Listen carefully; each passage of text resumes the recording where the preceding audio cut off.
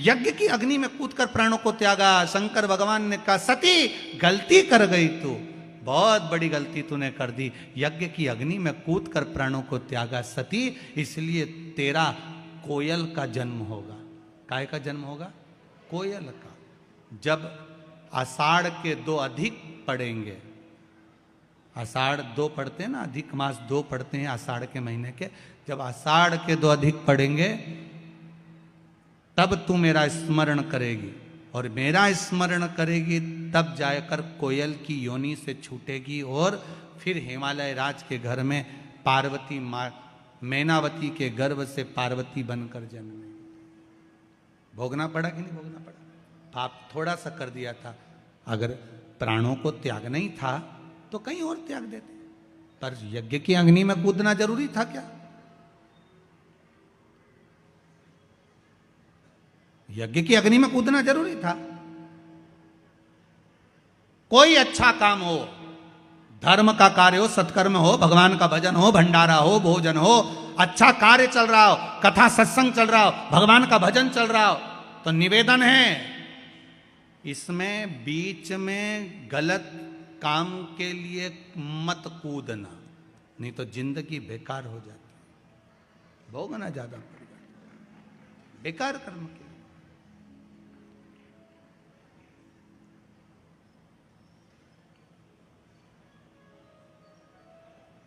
बाबा से बस एक निवेदन, हमारे कर्म हमें सुधारना।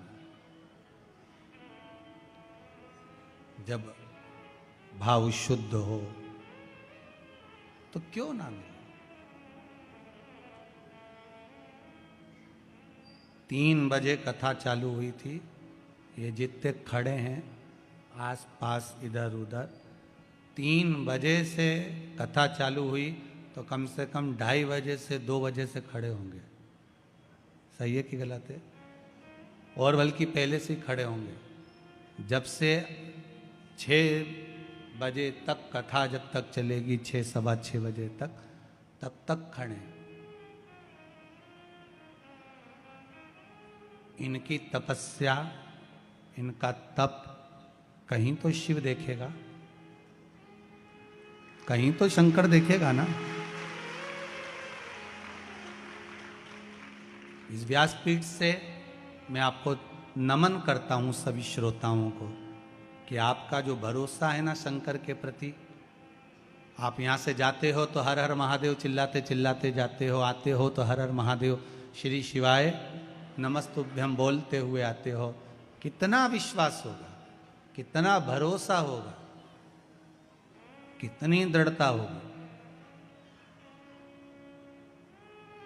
पूरे इंदौर में चर्चा है कि विश्वास शंकर के प्रति कितना जागा है, वो देखना है तो ये कनकेश्वरी ग्राउंड में देखिए। कीचड़ है चारों तरफ, पानी गिर रहा है। मेरा कैमरे वालों से निवेदन है, बाहर जितने लोग बैठे हो छाता खोल खोल के बैठे, पानी लगातार टपर टपर हो रहा है थोड़ी थोड़ी देर में। पर इनकी दृढ़ता देखिए आप, इनका विश्वास देखिए आप। कोई ने इनको कुछ दिया है? इनको देने वाला तो देवाधिदेव महादेव है, कोई दूसरा नहीं दे सकता। शंकर, जिस जमीन पर आप बैठे हो पूरी गीली है, ये बहन बैठी है ना, यहां से पानी दिस रहा था, बता रहे थे कि यहां से पानी बहकर जा रहा था, पर फिर भी आपका विश्वास बड़ी दृढ़ है, बड़ा दृढ़। इस विश्वास के बल पर शिव महापुराण की कथा है। और एक बात आपसे कहेंगे, इतने वर्षों में हमने एक चीज जरूर देखी है कि जिसने शंकर, मेरा ओघड़ी है, वो बिना सोचे देता है। कभी उसने विचार ही नहीं करा कि मुझे इसको क्या देना है। ब्रह्मा जी कहते हैं इसके भाग्य में बहुत बहुत भोगना लिखा है। शंकर जी कहते हैं एक बार मेरे पास तो आ जाए, फाइल ही दबा दूंगा नीचे, निकलने ही नहीं दूंगा कि कितना भोगना लिखा। तू आ तो सही। ब्रह्मा जी बोल रहे हैं आप फाइल पढ़ो। शंकर जी के फाइल आए तो ब्रह्मा जी बोले मैं आपके पास कभी आने ही नहीं दूंगा। कई लोग ऐसे हैं सारी दुनिया में माथा टेकते हैं, सबके सामने जाके रोते हैं, सबके सामने हाथ फैला लेते हैं, पर शंकर पर भरोसा नहीं कर पाते। शिव जी कहते हैं एक बार मेरे पास आ जा, कितनी भी बेकार फाइल हो सामने आने ही दूंगा, नीचे ऐसी अलमारी में पटकूंगा कि आएगी नहीं। क्या भोगेगा? आ तो अकाल मृत्यु वो मरे जो काम करे चंडाल का, काल उसका क्या बिगाड़े जो भक्त हो महा काल का। शंकर के उपासक हो तो फिर भय काय का? क्यों भय खाना? बुरा कर्म हुआ पूर्व में, हो सकता है कर्म हमने बेकार करा होगा तो आज भोगना पड़ रहा हो, पर घबराना नहीं है हमको। क्या करेगा यम?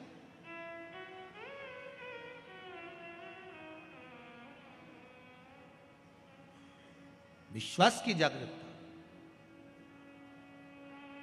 और जब विश्वास पूर्ण तरह से प्रबल हो जाए तो भगवान भी खड़ा रहता है। महाराज शिव महापुराण की कथा कह रही है, सती आप कोयल का जन्म लोगे, आंखों से अश्रु थे,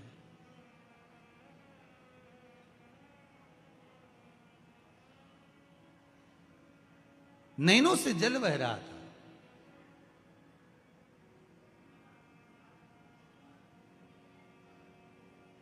लोग कहते हैं पति के जाने के बाद पत्नी की दशा बेकार हो जाती है, बेधव्य हो जाती है, तो दशा बिगड़ जाती है।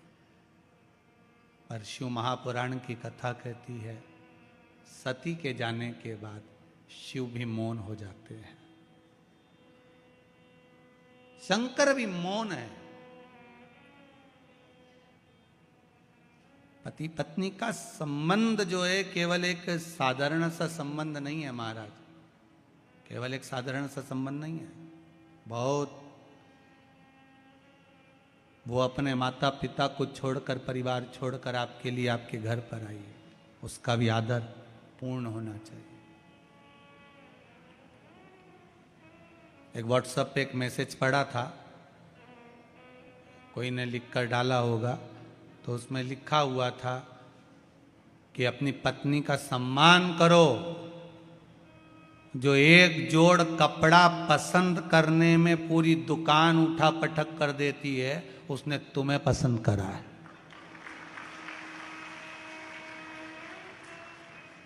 समझो जरा, एक जोड़ कपड़ा पसंद करने में जो पूरी दुकान को ऊंचा नीचा कर देती है, उसने तुम्हें पसंद करा।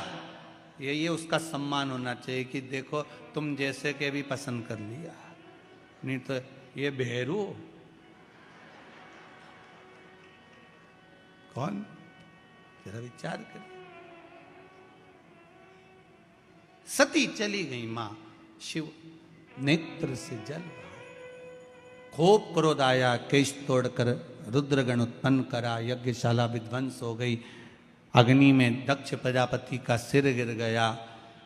बाद में देवताओं ने स्तुति करी तो बकरे का मुख भी लगा दिया, यज्ञ पूरा करवाया। उधर पितरों की 3 बेटियां थीं, मैना, धन्या और कला, जो पितृलोक में निवास कर रही हैं। सारे देवताओं के लोक से भी ज्यादा सुंदर होता है पितृलोक, जहां पर पितृ रहते हैं, बहुत सुंदर लोक है। पितृलोक क्यों सुंदर होता है? पितृलोक सबसे ज्यादा अच्छा क्यों माना गया है? पितृलोक की सुंदरता क्यों मानी गई है? उसका कारण होता है, जितनी समय भगवान विष्णु बैकुंठ में नहीं रहते, ज्यादा से ज्यादा समय भगवान विष्णु पितृलोक में रहते हैं, ज्यादा से ज्यादा समय पितृलोक। पूछा क्यों? परिवार का, कुटुंब का, गोत्र का व्यक्ति जब कोई अच्छा काम करता है, जितनी देर तक वो अच्छा काम करता है उतनी देर तक भगवान विष्णु को उसके पितृलोक में उसके पितरों के पास बैठकर कंधे पर हाथ रखकर बैठना पड़ता है। जरा विचार करिए, आप 3 घंटे अगर शिव महापुराण की कथा सुन रहे हो तो आपके पूर्वज जो पितृलोक में होंगे, भगवान विष्णु उनके कंधे पर हाथ रखकर बैठे होंगे कि तेरे परिवार के, तेरे कुटुंब के, तेरे क्षेत्र के कुछ अच्छा काम कर रहे हैं। पितृलोक में भगवान नारायण उनके कंधे पर हाथ रखकर बैठते हैं कि तेरे कुल का व्यक्ति कोई अच्छा काम कर रहा है। और जब वही कुल का व्यक्ति बेकार काम करता है ना, कोई कथा सुनने आया और तुम उसकी चप्पल चुरा के ले गए, तो पितृलोक में भगवान विष्णु नहीं जाते, फिर यमराज जाता है। और यमराज जाकर उसके दूतों को ले जाकर उन पितरों से कहता है, देख ले तेरे छोरा छोरी चप्पल चुरा रहे, चोटे के बाप देख ले, ऐसा कोसते हैं। तो तुमसे निवेदन है, चप्पल चुरा के उनको मत कुसवाना रे, तुमसे निवेदन।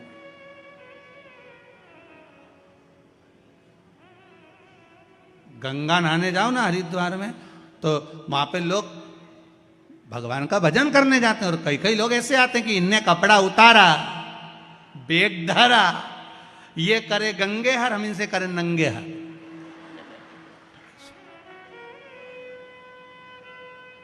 ऊपर से देवता हम भी सोच रहे, बताओ बेचारा अपने पूर्वजों को तारने के लिए आया था, उसने तो अपने पूर्वज तार दिए और इन्होंने सामान चुराकर इनके पूर्वजों को धिक्कार दिया। ऐसा गलत काम कभी मत करना हो, कभी जिंदगी में मत करो। ये होता है कई बार। एक बार एक जगह कथा करने गया, एक माता जी की चप्पल कोई चुरा के ले गया। माता जी बड़ी रोती रोती आई और बहुत गुस्से में आके बोली, गुरु जी बताओ हमारी तो कोई चप्पल ले गया। तो हमने कहा अच्छा है, तुम्हारा काल था, कोई उठा के ले गया, टेंशन खत्म। फिर तुमने क्या करा, हम दूसरे की ले गए। हमने कहा बहुत अच्छी बात है, जाओ तुम जाओ। होता है कई बार लोगों की दशा। एक व्यक्ति मंदिर गया, मंदिर में जाके भगवान के मंदिर में चप्पल उतार के जो अंदर गया दर्शन करने, चप्पल गायब हो गई। चप्पल गायब हो गई तो गुस्से में आ गया, अपने दोस्त से बोलता है, बताओ इतना वीआईपी मंदिर है और चप्पल चली गई हमारी, अब क्या करें। मंदिर वीआईपी हो कितना भी हो, पर चप्पल से कोई मंदिर का क्या टेका। तो रुक, मैं अब भी आता हूं। कहां जा रहा है, जरा भगवान से जाकर झगड़ा करके आता हूं कि तुम्हारे मंदिर से हमारी चप्पल गई। वो अंदर गया, जैसे ही अंदर गया वापस बाहर आ गया। दोस्त ने पूछा कुछ बोला क्यों नहीं, तो कि भगवान की तो कोई खुद ले गया, वो तो नंगे पैर खड़े थे। मंदिर में जो मूर्ति होती है वो सी चप्पल पहनी हुई होती है। भगवान मूर्ति के रूप में प्रेरणा देते कि हमारे मंदिर में आओ तो चप्पल पहन के मैं, तो हमारी तो खुद नहीं है, तुम अपने घर घर छोड़ के आओ, टेंशन लेके आओ काहे को हमारे पास में। हम तो टेंशन मुक्त करते हैं, चिंता मुक्त। चिंतन करो शिव का, भजन करो भगवान। मैना धन्या कला पितृलोक में रह रही थी। सनकादि ऋषियों का आगमन था। सनत कुमार बैठकर तप कर रहे थे, साधना कर रहे थे। तीनों की तीनों निकल कर जा रही थी। इनके लहंगे में कुछ झामर झुमके लगे हुए थे, कुछ रतन लगे हुए थे। वो रतन लगे हुए जब निकल कर जा रहे थे, वो रतन लगा हुआ जो लहंगा था वो सनत कुमार की जंघा से लग गया। जंघा से लगा, खरोच पड़ गई। खरोच पड़ी, इतने में सनत कुमार को क्रोध आ गया। मैना धन्या कला, तुम तीनों संतों का अपमान करी हो, हम तुम्हें श्राप देते हैं कि तुम पितृलोक छोड़कर मृत्यु लोक में जाओ। तुम्हें पितृलोक छोड़कर मृत्यु लोक में जाना पड़ेगा। तीनों रोने लगी, हमें मृत्यु लोक में मत भेजिए, क्योंकि पितृलोक से सुंदर जगह नहीं जहां भगवान विष्णु दिन रात रहते हैं। क्यों भेज रहे? जो व्यक्ति जहां रहता है ना, उसको वही सुंदर लगता है। जो जहां रह रहा है। कई लोग कहते हैं गुरुजी हमने पितरों के मोक्ष के लिए गया जी का पिंड कर दिया, ब्रह्म कपाली कर दी, ब्राह्मण का भोजन करा दिया, भागवत करा दी, उसके बाद भी पंडित जी को पत्रिका दिखाओ तो वो एक ही बात बोलते हैं। क्या बोलते हैं? पितृ दोष है। अब इतना करा, ब्राह्मण का भोजन कराया, तर्पण करा, तिलांजलि करा, सारा काम करा, फिर पितृदोष क्यों रह गया? हमने गया जी का पिंड करा, फिर पितृदोष रह गया। हमने पितरों की शांति कर दी। तो पहले यह बताओ, पितरों की शांति कभी होती है? पहले उसका अनुभव करिएगा। आप अपने ऊपर लेकर चलना। आप यहां से जाओ, 7 स्टार 5 स्टार होटल में खूब प्रेम से इंदौर से बाहर जाकर तुम्हें जहां जाना वहां जाके रहो, खूब अच्छे से रहो, एक से बढ़कर एक होटल में रहो, कितना ही अच्छा वीआईपी से वीआईपी खाना खाओ, वीआईपी से वीआईपी कपड़े पहनो। 1 महीना 2 महीना 1.5 महीना 15 दिन 20 दिन तुम कितने भी अच्छे से रह लो, पर 20 दिन 22 दिन के बाद तुम्हें अपने घर की याद आएगी कि नहीं आएगी? जम के तो बोलो, आएगी ना। भले तुम्हारे घर में एसी नहीं लगा, डनलप का गद्दा नहीं लगा, भले तुम्हारे घर में वीआईपी भोजन नहीं है, डनलप का गद्दा नहीं है, एसी का रूम नहीं है, पर घर की याद आएगी। भले कुछ भी हो, भले टूटा फूटा मकान हो, पर मेरे को तो मन नहीं लग रहा, मैं तो घर जाऊंगा, थोड़ा मन लगे मेरा घर जाऊंगा, मैं थोड़ा मन लगे मेरा मैं घर जाऊंगा। अब मन में तो उनके घर जाने की लगा। अब कितना भी वीआईपी में रह लो, पर आखिरी में घर जाने की याद आती है।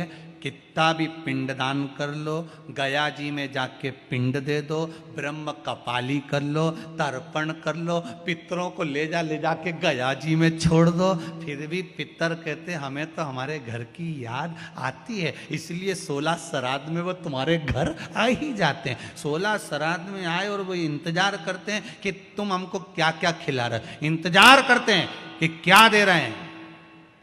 पितरों के देवता आर्यमा जब कौए पर बैठ कर आते हैं ना, तो अपने अपने घर के पितरों को छोड़ते हैं।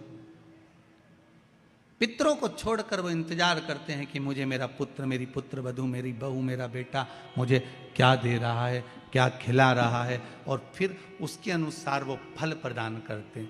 केवल ऐसा नहीं कि आप एक बार उनको छोड़ आए तो फिर जरूरत ही नहीं पड़ेगी। कई माताएं कहती हैं हम तो गया जी कर आए, अब बामण के नहीं जिमाएंगे। मत जिमा, पर भोगना तो पड़ेगा। पितर आते हैं, जैसे आप कहीं पर भी जाकर रह लो, आपको आपकी घर की याद आएगी। 1 महीने में, 2 महीने में, 15 दिन में, 20 दिन में याद आती है। उसी तरह पितरों को कहीं पर भी रह ले, एक बार साल भर में एक बार आपके दरवाजे पर जरूर आते हैं, उसको भाग देना चाहिए, उनको भाग प्रदान करो। बोलेंगे महाराज मैना धन्या कला रोने लगी, हमको क्षमा कर दो। सनत कुमारों ने कहा हम आपको वर प्रदान करते हैं, आशीर्वाद देते हैं, हम आपको वर देते हैं।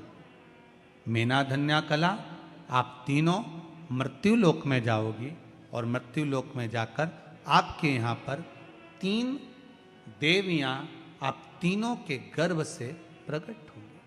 3 देवियाँ, 3 देवियाँ आप तीनों के गर्भ से प्रकट होंगी। मैना के गोद में पार्वती जी आई, धन्या सुनैना बनी जिनकी गोद में सीता जी आई, कला कीर्ति बनी जिनकी गोद में राधा जी आई। ये तीनों 3 देवियां बनी। मैना धन्या कला तीनों निवास करी। समय आया, माता मैनावती के गर्भ से पार्वती जी का जन्म हुआ। हिमालय राज की नगरी आज आनंदित हो गई। बेटा एक कुल को तारता है, बेटी 2 कुल को तारती।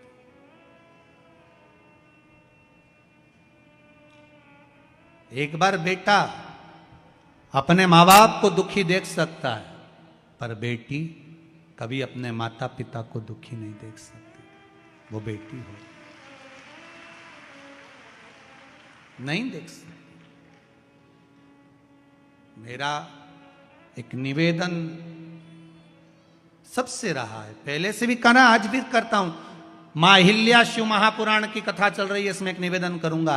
आप अपनी बेटी को खूब पढ़ाओ, अच्छे से अच्छे कॉलेज में पढ़ने भेजो, अच्छे से अच्छे स्कूल में पढ़ने भेजो।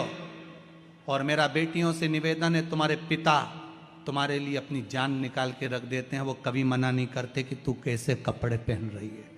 उसको विश्वास है कि मेरी बेटी पढ़ रही है, मेरी बेटी को मैंने कॉलेज भेजा है, मेरी बेटी को मैंने स्कूल भेजा है। एक बाप अपने बेटे की पढ़ाई पर जितना ध्यान नहीं देता, उतनी अपनी बेटी की पढ़ाई पर ध्यान देता है। 94 तरह के नरक होते हैं, उसमें एक नरक होता है, गरुड़ पुराण में लिखा है, जो कन्यादान से मुक्त होता है। कन्यादान से मुक्त होता है। 94 तरह के नरक में एक नरक ऐसा होता है, जब तक बाप के घर में अगर बेटी का जन्म हुआ है और बाप अगर उस बेटी का कन्यादान नहीं करता तो बाप को 94 की 94 नरक कई बार भोगना पड़ते हैं। तो मेरा बेटियों से एक निवेदन है, तुम्हारे पिता ने तुमको पढ़ाया, तुम्हारे पिता ने तुम्हारा पालन करा, तुम्हारे पिता ने कभी तुम्हें टोका नहीं, तुम्हारे पिता ने कभी तुम्हें रोका नहीं। बस निवेदन इतना सा है बेटियों से कि अपने पिता को कन्यादान का मौका जरूर देना, यहां वहां मत चली जाए। अपने बाप को, अपने पिता को कन्यादान का मौका जरूर देना। किसी के बहकावे में आकर, किसी के फुसलाए में आकर, किसी के कहने पर आकर आप किसी के साथ जाने का प्रयास मत करना। कितना भी प्रेम किसी से हो जाए, आखिरी में कह देना कि मेरा पिता कहेगा शादी वहीं करूंगी, मेरा पिता कहेगा कन्यादान का मौका जरूर दूंगी मैं अपने बाबुल को। 94 तरह का नरक मेरा बाप भोगे, ये मैं नहीं देख सकती। ये बेटी की मर्यादा है।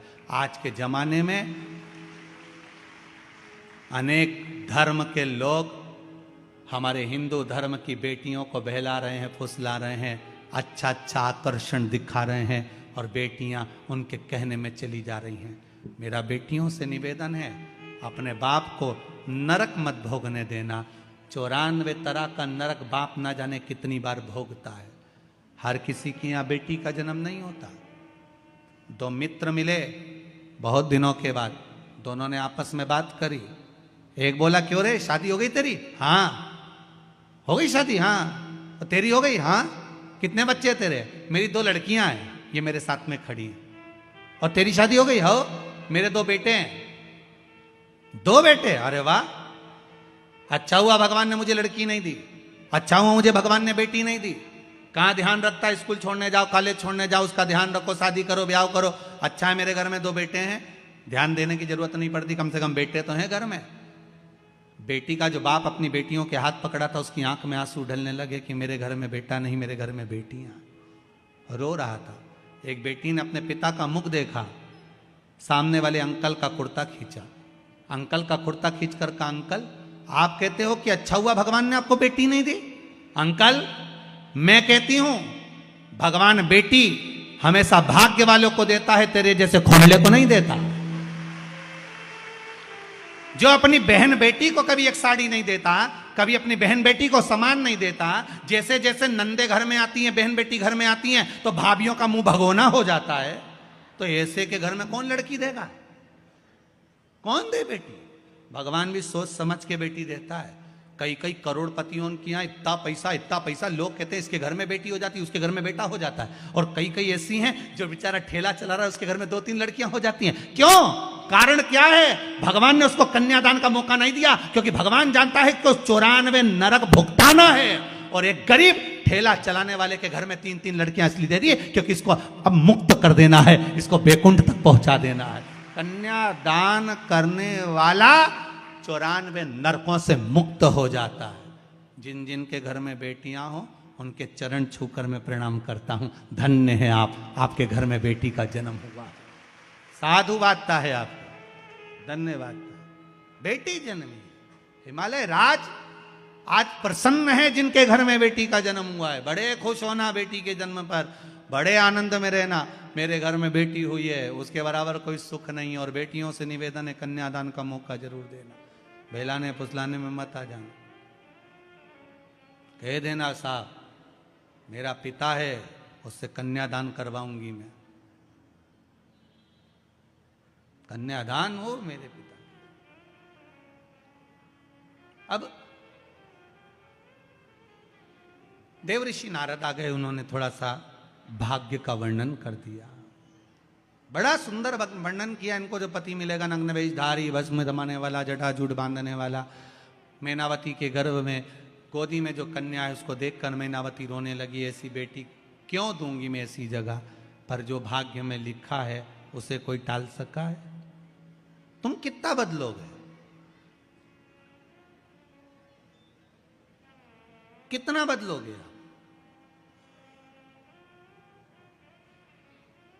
आप पढ़ा सकते हो, लिखा सकते हो, आप डॉक्टर बना सकते हो, आप कलेक्टर बना सकते हो, आप एसपी डीएसपी बना सकते हो, आप सब कुछ बना सकते हो अपने बच्चों को, पर उनका भाग्य नहीं बना सकते। भाग्य तो भगवान लिख कर भेजता है, भाग्य वो लिखता है।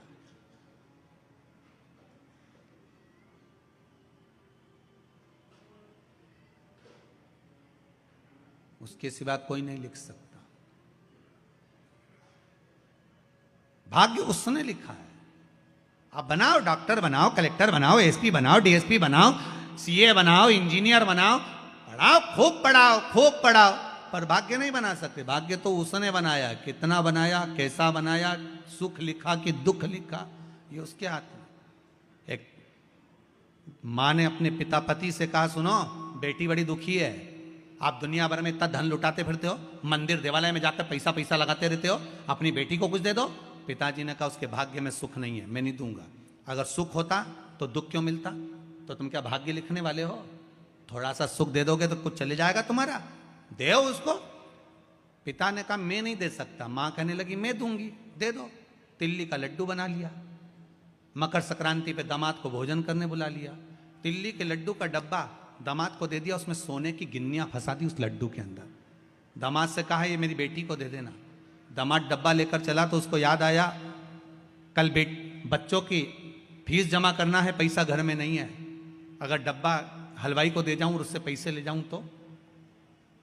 डब्बा हलवाई को दे दिया, 500 रुपए लेकर घर चले गया, फीस जमा कर दी। शाम के समय पर सेठ जी आ रहे थे, उनको लगा आज मेरी पत्नी का जन्मदिन है, घर पर मिठाई होगी नहीं। पत्नी को तिल्ली के लड्डू अच्छे लगते हैं तो हलवाई के यहाँ गया और कहा, कोई ताजा लड्डू आया हो तो दो। हलवाई ने वही डब्बा उठाकर दे दिया। पति ने जैसे ही अपनी पत्नी को लड्डू खिलाया, उसमें से सोने की गिन्नियां निकल रही थी। सोने की गिन्नी निकली तो पत्नी की आंख में आंसू आ गए। आप सत्य कह रहे थे कि भाग्य में नहीं होगा तो नहीं मिलेगा, और देखो मैंने दामाद को लड्डू दिए थे, वो लड्डू वापस मेरे घर में आ गए। अगर किस्मत में होते तो मिल ही जाते ना। भाग्य में हो तो जरूर मिलता है, भाग्य में नहीं होगा तो नहीं मिलेगा, प्राप्त नहीं होगा। आज मैनावती ने सोच लिया क्या करा जाए। देवर्षि नारद ने कहा, शिव जी के लगन लगा दो इसको।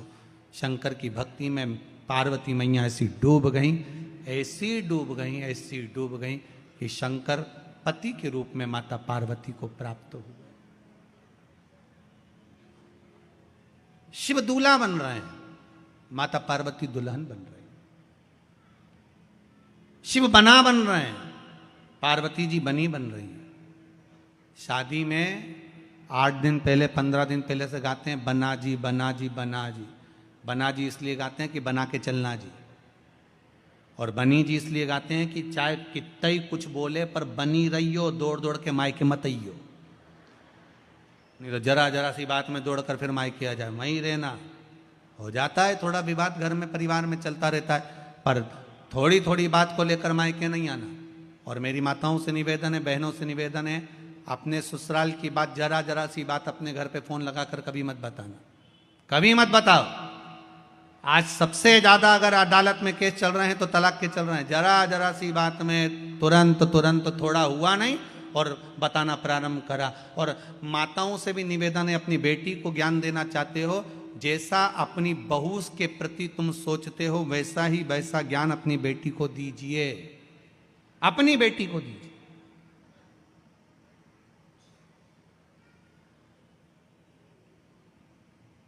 थोड़ा सा अच्छा बनाने का प्रयास करिए। भाग्य में लिखा है, सुख लिखा होगा तो सुख मिलेगा। मान लो एक जगह तलाक हो भी गया, दूसरी जगह शादी करोगे, फिर दुख लिखा होगा तो क्या कर लोगे? भाग्य में जो लिखा होगा वो तो भोगना ही है। इसलिए फिर निवेदन, मत बुरे कर्म कर बंदे वरना पछताएगा। भगवान की आंखों से तू बच नहीं पाएगा, तू बच नहीं पाएगा।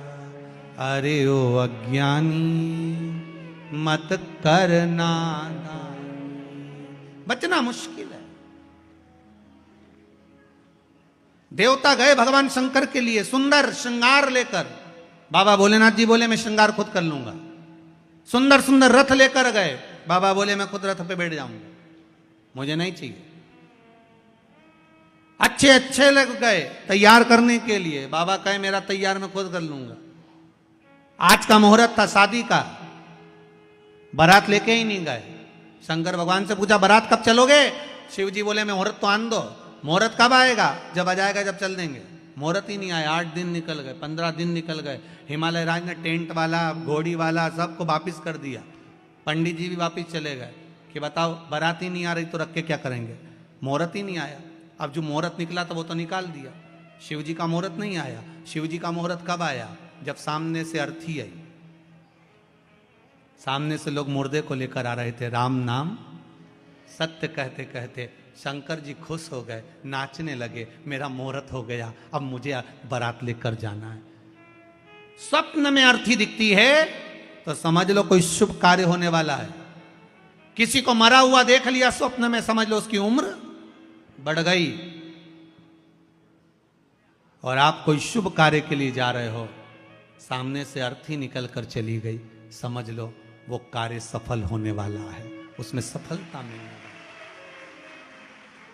अर्थी का दर्शन, कोई कार्य के लिए जा रहे हो, शुभ कार्य के लिए, शुभ माना गया। इसका मतलब ये नहीं है कि तुम शमशान के पास ही घर बना लो। नहीं तो तुम्हारा क्या है, तुम तो कहो सीवर वाला महाराज बोला है, अपन तो शमशान के पास घर बना लो, रोज मुर्दा आता जाता दिखेगा तो अपना कार्य अच्छा होता जाए। इसका मतलब ये नहीं हो। शुभ कार्य के लिए शिव जी श्रृंगार कर रहे हैं। इतने में भगवान शंकर तो जाके नंदी पर बैठ गए थे। नंदी पर बैठे तो भोलेनाथ जी से भगवान विष्णु ने कहा प्रभु आप ऊपर कुछ मत पहनो पर नीचे तो कुछ पहनो। एक आसन पर भगवान भोलेनाथ जी बैठे थे। शिव जी ने कहा इसी आसन को मान लेता हूं। बांधा, खुल गया, फिर बांधा, फिर खुल गया। आसन तो आसन था, खुल रहा था तो शंकर जी ने अपने गले में से सांप को उठाकर नीचे बांध लिया। बांध कर नंदी पर जाकर बैठ गए। नंदी पर बैठे तो उल्टे बैठे। नंदी का मुख उधर था, शिव जी का मुख इधर था। इंद्रदेव ने शंकर जी से जाकर पूछा भोलेनाथ जी आपकी शादी हो रही है, दूल्हा हमेशा सीधा बैठता है, आप उल्टे क्यों बैठे हो? शंकर भगवान बोले हमारा कोई बाप नहीं, हमारा कोई भाई नहीं, बारात कैसे देखेंगे? आगे से नंदी देखेगा, पीछे से हम देखेंगे, इसीलिए उल्टे बैठे। नंदी पर औंधे बैठे।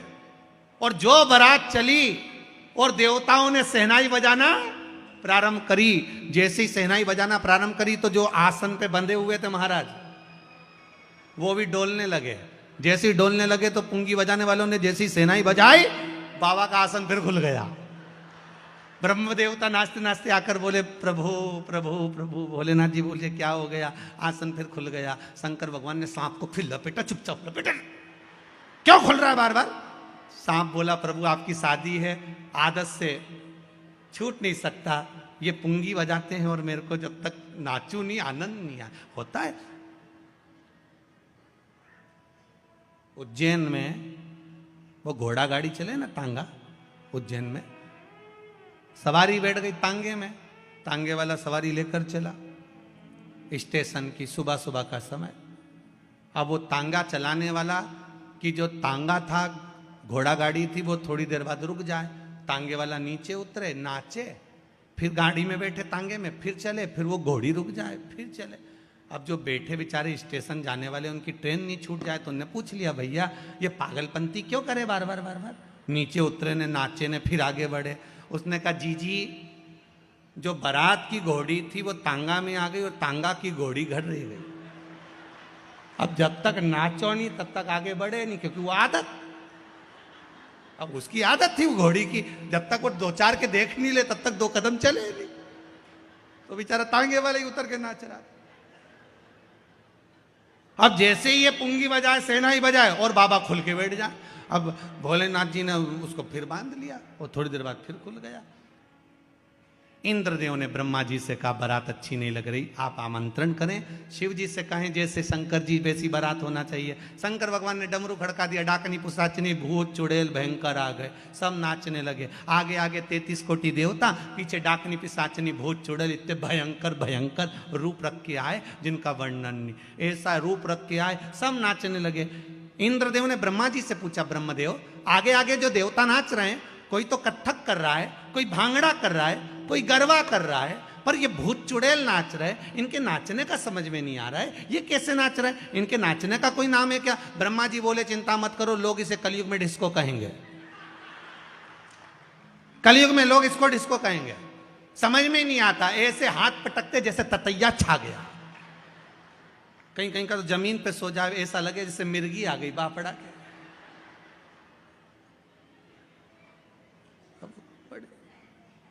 सब नाचते कूदते बड़े प्रेम से चले, हिमालय राज की नगरी में पहुंचे।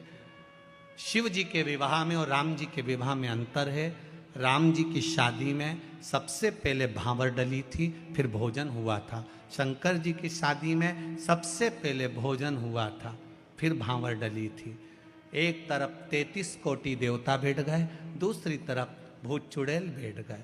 पत्तल लगाने वाले आए, इधर लगा कर गए, इधर आए। एक के 12 मुंह थे, उससे पूछा दादा कौन से मुंडा से खाएगा, पत्तल कहाँ रखूं बता। उसने कहा 12 ही रखो, 12 पत्तल रखी। और आगे गए, एक का मुंह आगे भी था पीछे भी था, उससे जाके पूछा तू कैसे खाएगा। उसने कहा पीछे भी रखो, एक पत्तल पीछे रखी। और आगे गए, एक का मुंह ही नहीं था, गला ही गला था। उससे पूछा दादा तू कैसे खाएगा। उसने कहा बाल्टी में लाता जाओ कूड़ता जाओ, बाल्टी में लाता जाओ कूड़ता। परसगारी करने वालों के पसीने छूट गए। आराध्य देव इष्ट देव अंतर्राष्ट्रीय राम स्नेही संप्रदाय के जन्मदाता पूज्यपाद स्वामी जी श्री रामचरण जी महाराज के पावन से चरणों में वंदन करते हुए व्यासासन को सुशोभित कर हम सभी को शिव पुराण के माध्यम से शिव भक्ति से ओतप्रोत करने वाले परम श्रद्धेय आदरणीय सम्माननीय श्रद्धेय प्रवर श्री प्रदीप जी मिश्रा जी और इंदौर शहर के महामंडलेश्वर परम श्रद्धेय श्री लक्ष्मण दास जी महाराज साहब, बहुत ही कर्मठ और जुझारू और राष्ट्र समाज देश के प्रति समर्पित भाई श्री कैलाश जी विजयवर्गीय जी, रमेश जी मंदोला जी आदि सभी मित्र मंडली और आप सभी धर्म प्रेमी धर्म प्राण बंधुओं, माताओं, बहनों, मैं अभिभूत हूँ। बहुत समय से प्रदीप जी मिश्रा जी का अनन्य भाव यदा कदा भक्तों के माध्यम से सुनने को मिल रहा था। कल ही कैलाश जी विजयवर्गीय जी का भाव प्राप्त हुआ कि आप भी इस तरह का कार्यक्रम चल रहा है तो आप पधारिए। अभी मैं पिछले 15 दिनों से यहाँ इंदौर के प्रवास में था और आज आपके बीच आना हुआ। शंकर भगवान की दिव्यता और महत्ता से हम सबको गदगद किया और बहुत ही आनंदित किया, क्योंकि भगवान की भक्ति सर्वोपरि है और भगवान के इस शंकर भगवान के दरबार में जो आ जाता है वह सब कुछ बेड़ा पार कर लेता है और सब कुछ आनंदित हो जाता है। शंकर भगवान के दरबार में दुख दर्द मिटाए जाते हैं। शंकर भगवान के दरबार में दुख दर्द मिटाए जाते हैं। दुनिया के सताए लोगों यहाँ सीने से लगाए जाते हैं। दुनिया के सताए लोग यहाँ सीने से लगाए जाते हैं। क्यों डरते हो ए दीवानों इस दर पर शीश झुकाने से। अरे ओ दीवानों इस दर पे तो शीश भेंट चढ़ाए जाते हैं। यह महफिल है मस्तानों की, हर शख्स यहाँ पर मतवाला। यहाँ जामे हकीकत के प्याले भर भर पिलाए जाते हैं। इल्जाम लगाने वालों ने इल्जाम लगाए लाख, मगर प्रभु की सौगात समझकर हमें इसे सिर पे उठाए जाते हैं। हम इसे सिर पे उठाए जाते हैं।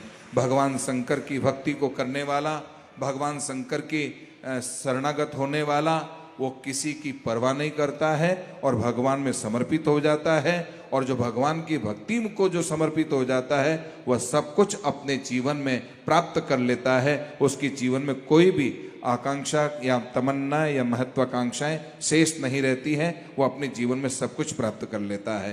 तो इस तरह का रमेश मंदोला जी का ये मित्र मंडली के द्वारा आयोजित इस शिव पुराण के कार्यक्रम में आप सभी का जो भाव अभिभूत करने वाला है और शंकर भगवान की दिव्यता से हम सबको आनंदित करने वाले ऐसे प्रदीप जी मिश्रा जी, जो हमारे बहुत ही अपनी सहज और सरल भाषा में विनोद भाव से और हास्य भाव से छोटी छोटी बात को इस तरह से व्यक्त करके हमारे दिल और दिमागों में बिठाकर हमें वो करने के लिए और शास्त्रोक्त परंपराओं को करने के लिए हमें विवश करने वाले ऐसे प्रदीप मिश्रा जी का बहुत बहुत हृदय से मैं सम्मान और अभिनंदन और स्तवन करता हूं। इन्हीं मंगल भावनाओं के साथ मैं अपनी वाणी को विराम देता हूं। जय हिंद, जय भारत। संत श्री के लिए एक बार जोरदार तालियां उनके श्री चरणों में।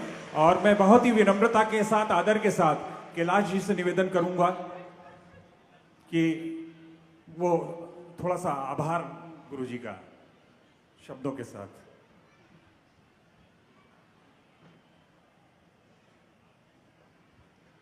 बोलिए सदगुरुदेव भगवान की, महाकाल राजा की।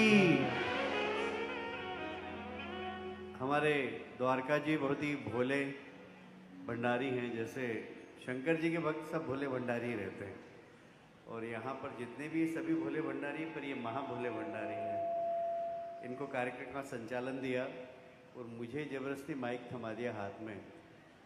आप खुद ही आभार प्रदर्शन कर चुके थे उनका। तो मैं, हमारे बीच में बहुत प्रसन्नता की बात है कि यह मंच संतों की उपस्थिति के माध्यम से दिव्यता प्रदान करता है प्रतिदिन। कल भी जगत गुरु शंकराचार्य जी आए थे, भानपुर पीठाधीश के। आज हमारे बीच में जोधपुर से पधारे हैं हरिराम जी महाराज, जो गीता भवन में थे। कल मैंने उनसे आग्रह किया कि आप पधारें, एक शिव पुराण चल रही है, प्रदीप जी हमारे मध्य प्रदेश के ही हैं, वो शिव पुराण कर रहे हैं। बोले मैं अवश्य आऊँगा। आपने यहाँ पर आकर अपने चरण रखे, हम सब धन्य हुए। मैं हरिराम जी महाराज के चरणों में वंदन करता हूँ। राम स्नेही संप्रदाय की परंपरा से आप चलते हैं और बहुत अच्छी भागवत कथा भी करते हैं, बहुत अच्छे भागवताचार्य भी हैं। तो आप यहाँ पर पधारे, हम सबको धन्य किया। एक बार तालियां बजाकर महाराज जी के चरणों में आप सब आशीर्वाद प्राप्त करें। मुझे बहुत प्रसन्नता है।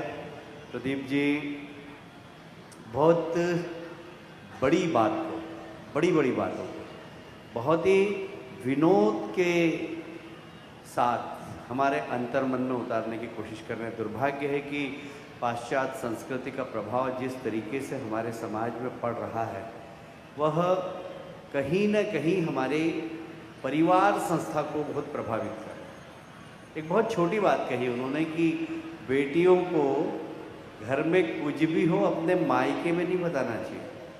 बहुत छोटी बात है, पर परिवार संस्था को मजबूत करने वाली और बहुत सारी बातें उन्होंने, मैं अभी घर पे टीवी पे भी देख रहा था और यहाँ फिर मैं आया, आकर मैंने यहाँ पर भी उनके जो विनोद में उन्होंने बड़ी बात कही। मैं समझता हूँ कि अगर इस प्रकार की बातें हम अपने अंतःकरण में उतार कर अपने घर और परिवार के सदस्यों के बीच में उन सब बातों का पालन करें तो ये परिवार संस्था मजबूत होगी। क्योंकि दुनिया के अंदर यदि भारत की विशेषता है सामाजिक रचना की, तो वह परिवार की। ऐसा परिवार कहीं नहीं होता। अंग्रेजी में कोई भी मिले, कौन है हमारे अंकल है, मामा जी का अंग्रेजी कुछ होता ही नहीं, क्योंकि अंग्रेजों के यहाँ मामा जी होते ही नहीं। मौसा जी का कोई अंग्रेजी नहीं होता, क्योंकि अंग्रेजों के यहाँ मौसा जी नहीं होते। फूफा फूफी सब अंकल, क्योंकि उनके यहाँ कोई रिश्ते ही नहीं होते हैं। हमारे यहाँ होते रिश्ते, मामा है, मामी है, फूफा है, फूफी है, ननंद है। वहाँ लिखा होता है कि यहाँ से थोड़ी दूरी बना लीजिए, यहाँ करंट है, पावर थोड़ा तेज है। और वहाँ से दूरी बना ली जाती है जिससे आपको तकलीफ ना हो, पर करंट वहीं से मिल रहा है। पंखा, लाइट, बल्ब, ट्यूबलाइट, ये सब वहीं से चल रहा है। शिव महापुराण की कथा कहती है कि शिव महापुराण वो जनरेटर है, शिव महापुराण की कथा वो डीपी है, शिव महापुराण की कथा वो बल है जो एक बार कथा के पंडाल में जाकर बैठ जाता है, उसको वो करंट मिलना प्रारंभ हो जाता है और वो भी जिंदगी में आगे बढ़ जाता है।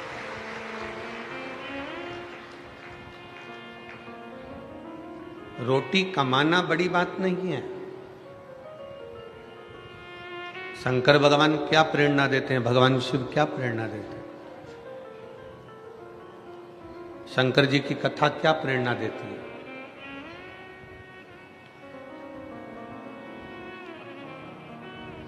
भगवान नारायण का परिवार यदि आप देखेंगे तो लक्ष्मी और नारायण जी आपको दर्शन देते हैं। सीताराम जी का परिवार देखेंगे तो राम, सीता, लखनलाल, शत्रुघ्न जी, भरत जी दर्शन देते हैं। मेरे कृष्ण कन्हैया का परिवार देखेंगे तो राधा कृष्ण, कृष्ण रुक्मणी दर्शन देते हैं। ब्रह्मा जी का परिवार देखेंगे तो ब्रह्मा जी ब्रह्माणी के साथ में दर्शन देते हैं। पर केवल एक देवादिदेव महादेव का जो परिवार है वो कभी अकेले दर्शन नहीं देते। शंकर पार्वती जी के साथ में नंदी भी है, तो शंकर पार्वती के साथ में गणेश जी और षडानंद कार्तिकेय भी हैं। ये सब सामने खड़े होकर दर्शन देते हैं, सब सामने खड़े होकर दर्शन का लाभ देते हैं। शंकर जी के मंदिर में, शिव जी के मंदिर में आप जाकर दर्शन करिए, आपको गणेश जी का भी दर्शन होगा, कार्तिकेय जी का भी दर्शन होगा। शिव जी के मंदिर में आप जाकर दर्शन करिए, आप सम्मुख में बाहर नंदी को पाएंगे, अंदर माँ जगत जननी जगदम्बा दुर्गा भवानी, भगवान श्री गणेश जी महाराज, श्री कार्तिकेय बाबा, इनका भी दर्शन आप करेंगे। शिव जी का परिवार, शंकर भगवान का जो परिवार है, शिव कभी अकेले दर्शन नहीं देते, उनका पूरा परिवार उनके साथ में विराजमान रहता है, उनके साथ सम्मिलित रहता है, सम्मुख में सब है। क्या सीख दे रहे हैं? भगवान शंकर की कथा हमको सीख क्या दे रही है? शिव जी की कथा, शिव महापुराण, भगवान शंकर का पावन चरित्र, भगवान शंकर की पवित्र कथा हमको क्या सीख देती है? हमें क्या सीख प्रदान कर रही है? भगवान शंकर की कथा कहती है कि रोटी कमाना सरल है। शंकर जी का परिवार हमको सीख दे रहा है कि रोटी कमाना सरल है। रोटी कमाने की मना नहीं है, रोटी कमाना बहुत सरल है। आप मेहनत करेंगे, दुकान पर काम कर रहे हैं, खेती में काम कर रहे हैं, नौकरी कर रहे हैं, सर्विस कर रहे हैं, आप व्यापारिक कर्म कर रहे हैं, तो उसमें आपको कुछ ना कुछ मिल जाएगा, रोटी आप कमा लेंगे। शिव पुराण कहती है शंकर भगवान मंदिर में नंदी के साथ, पार्वती जी के साथ, गणेश जी महाराज के साथ, कार्तिकेय षडानंद जी के साथ भगवान शंकर अगर विराजमान है तो वो दर्शन देते देते कहते हैं कि देखो रोटी कमाना सरल है, पर परिवार के साथ बैठकर रोटी खाना कठिन है।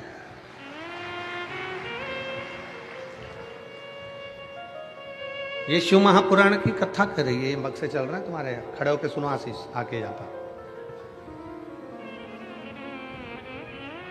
शिव महापुराण की कथा कहती है कि रोटी तो कमाना उधर के रोटी कमाना सरल विषय है, रोटी कमाना कठिन विषय नहीं है, रोटी कमाना सरल विषय है।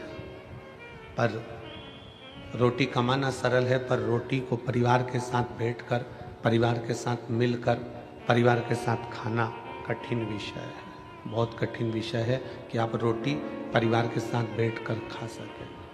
ऐसे भी बक्से किस काम के कि कान लगाकर सुनना पड़ रहा हो।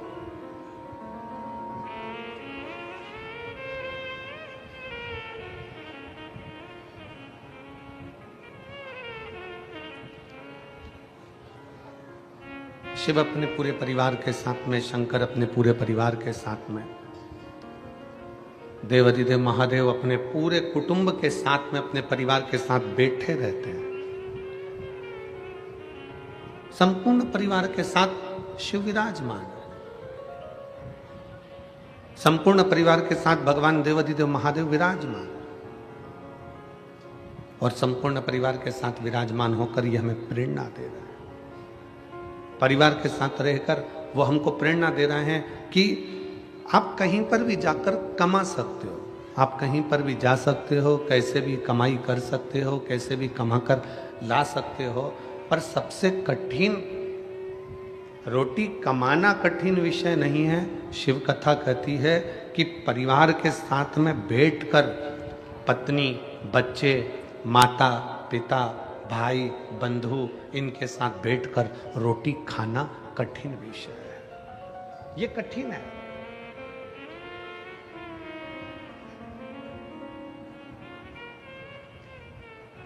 परिवार के साथ में बैठना और रोटी खाना ये कठिन विषय है, बहुत कठिन। जब बाल्यावस्था रहती है, शिव महापुराण की कथा कहती है कि बाल्यावस्था के समय पर, बचपन में, बाल्यावस्था में सब एक साथ बैठकर भोजन कर लेते हैं। जब बाल्यावस्था रहती है तो सब एक साथ बैठकर भोजन को ग्रहण कर लेते हैं, पर जब बचपन चला गया, किशोर अवस्था भी जब चली गई, जब एक युवानी की अवस्था आई, जवानी की अवस्था आने पर, जवानी की अवस्था में सब कमाने के लिए यहां कहां चले जाते हैं। कौन है घर में?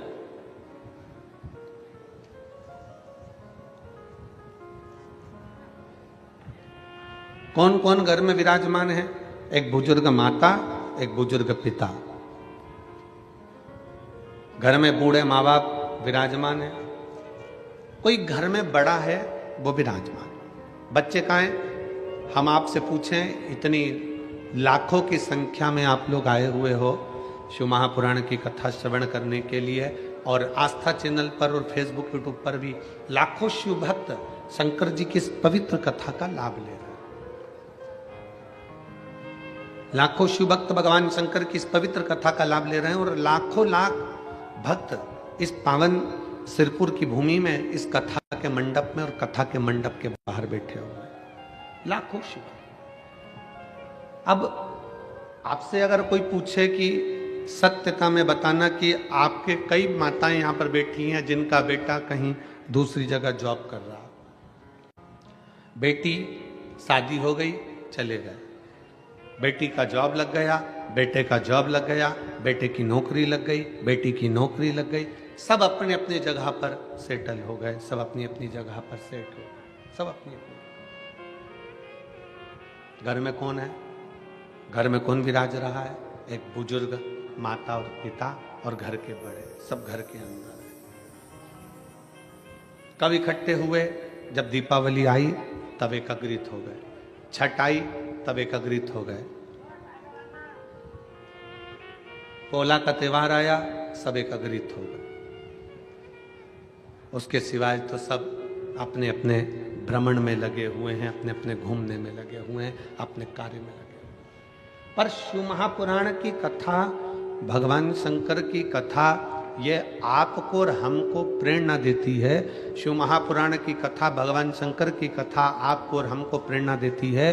शंकर की ये पवित्र कथा आप और हमको प्रेरणा देती है कि जैसे शंकर भगवान माता पार्वती के साथ विराजमान है, जैसे शंकर भगवान अपने पुत्र श्री गणेश जी महाराज के साथ विराजमान है, जैसे शंकर भगवान अपने पुत्र कार्तिकेय जी के साथ विराजमान है, जैसे शंकर भगवान अपने सखा मान लो, शिव का अंश मान लो, शंकर का सारथी मान लो, नंदी के रूप में विराजमान है, उसी तरह शिव महापुराण की कथा कहती है कमाओ मना नहीं है, खूब कमाओ मना नहीं, पर शिव पुराण की कथा कहती है कि कुछ समय ऐसा निकालो कि आप अपनी पत्नी, अपने बच्चों और अपने परिवार के साथ बैठकर 2 रोटी चैन की खा सको, तो समझना कि तुम्हारा कमाना सार्थक है।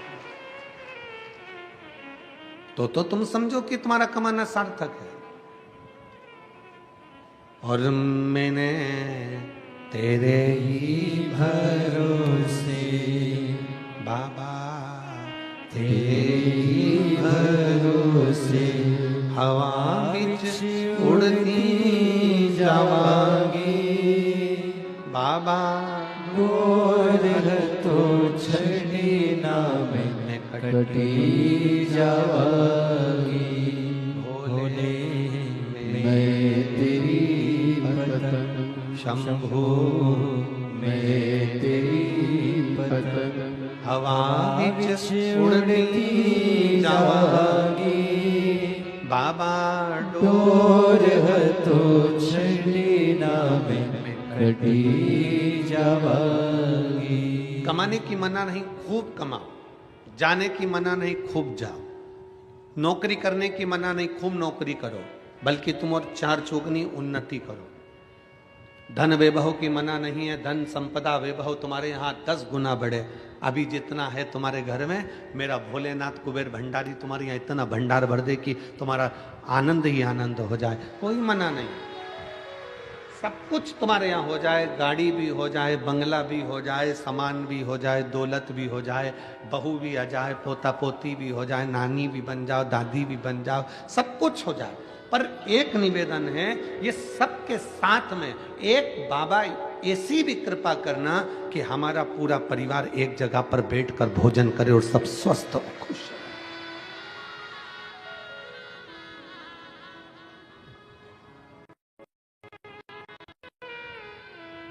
एक जगह पर बैठकर भोजन कब करते हो?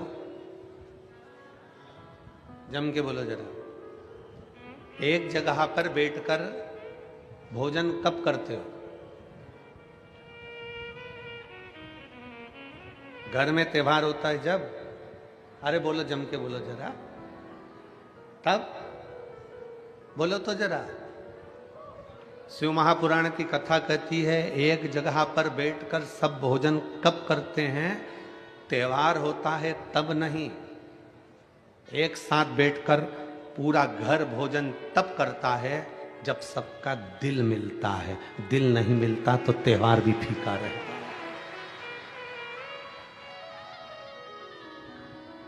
अगर दिल नहीं मिला तो त्योहार भी फीका। कौन भोजन करने बैठेगा? कौन आएगा? किस लिए आएगा? क्यों एकत्रित होंगे? क्यों आएंगे? सब एकत्रित हुए हैं, मतलब सबका हृदय मिला है, सबका दिल मिला है, सबका हृदय एकत्रित हुआ है, मिल गया।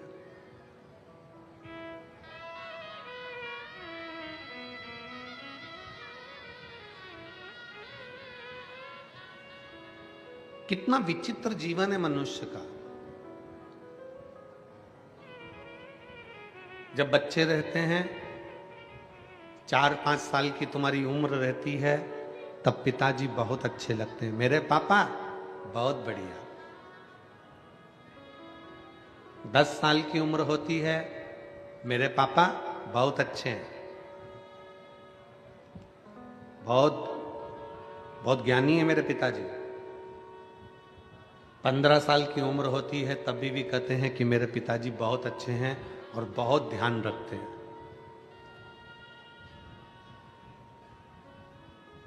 18 साल की उम्र आती है, तब बच्चे कहते हैं, पापा तुम आज के समय में जीना नहीं जानते।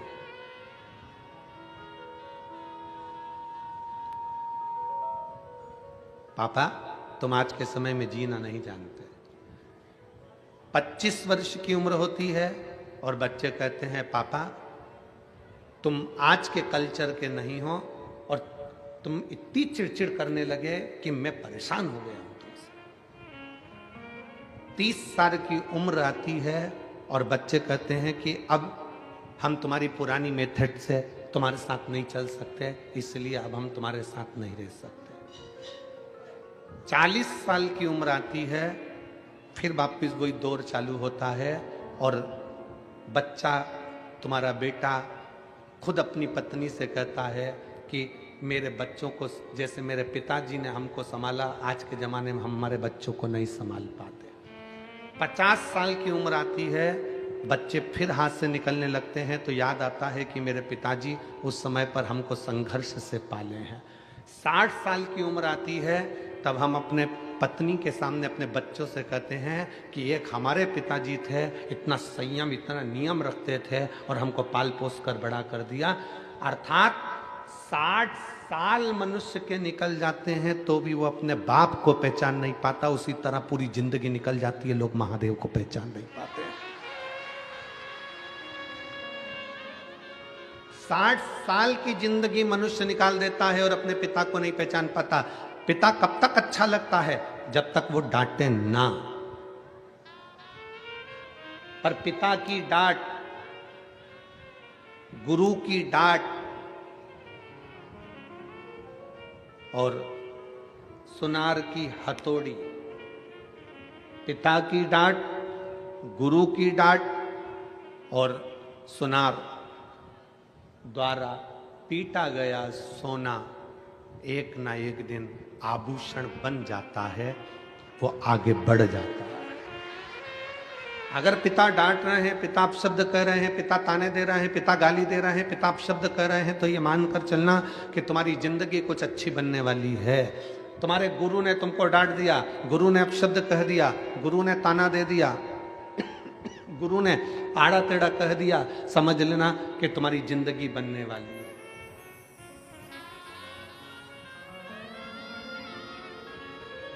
सुनार सोने को पीट रहा है, कूट रहा है, तो समझ लेना कि सोना आभूषण बन गया। तुम्हारी जिंदगी बनने में पिता की डांट बहुत जरूरी है। तुम्हारी जिंदगी बनने में तुम्हारे गुरु की डांट बहुत जरूरी है। पर हम हमारे पिता को जान नहीं पाते।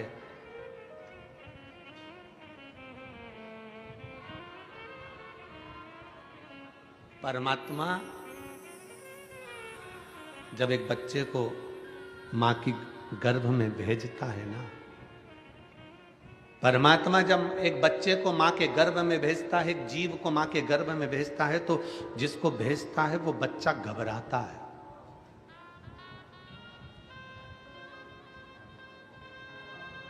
वो घबराता है।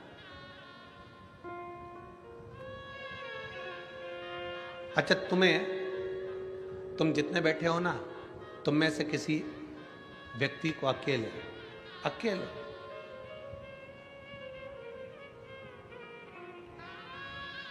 कश्मीर भेज दिया जाए,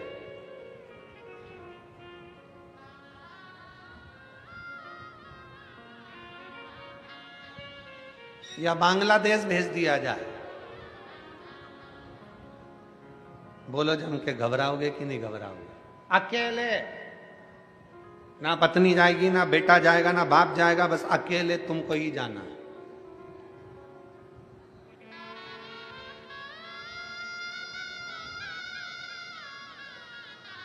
केवल स्वयं को जानो। बोलो घबराहट होगी कि नहीं होगी? जम के तो बोलो जरा। अरे मेरे साथ कोई तो जाए कम से कम, मैं अकेला।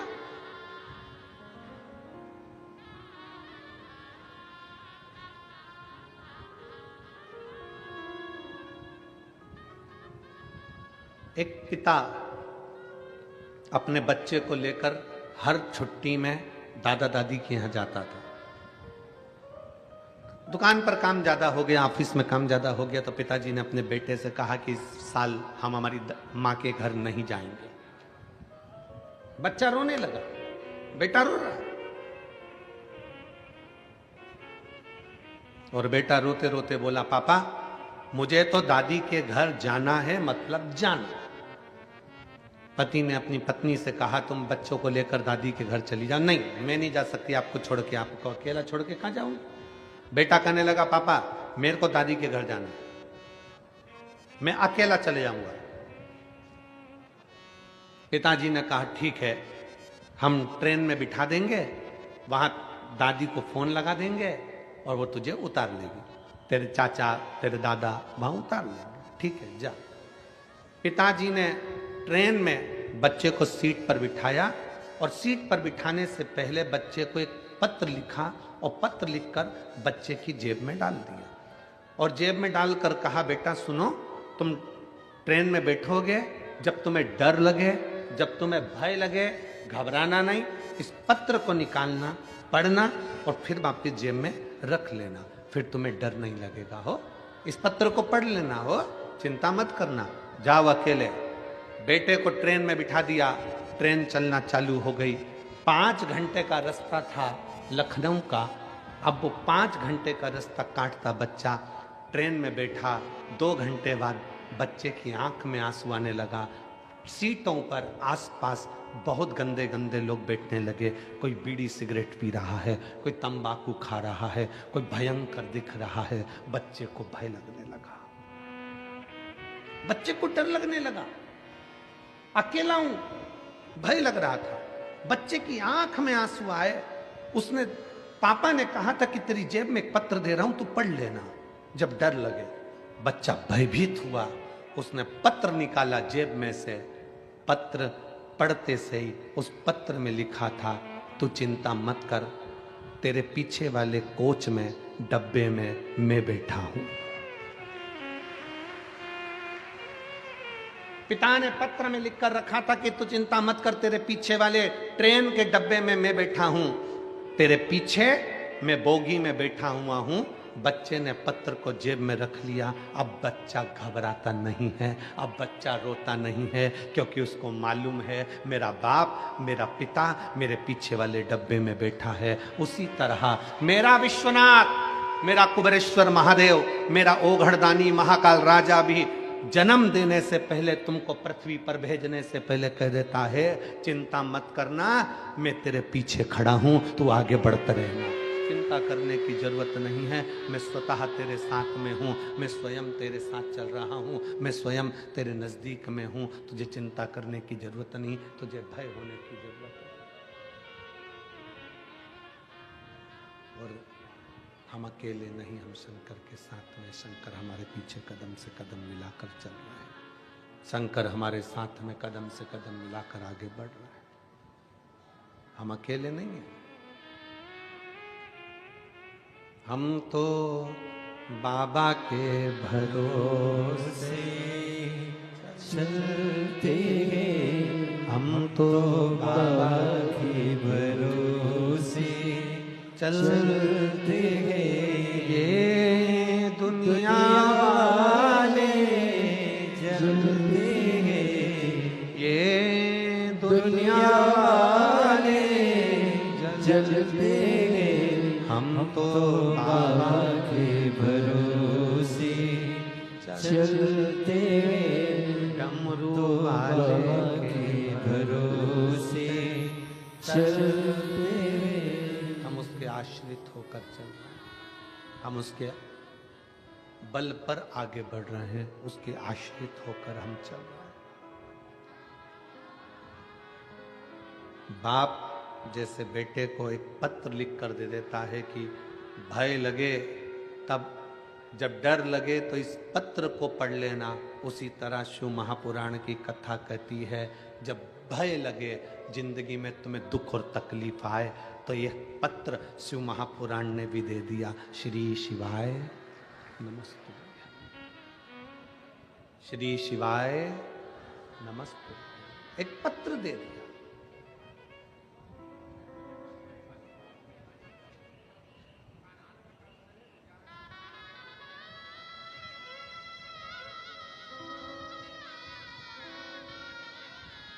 कल हम जब यहाँ से गए, जिनके यहाँ ठहरे हैं वहाँ पर बाहर बहुत सारे लोग खड़े थे, उसमें से एक बोलता है, गुरुजी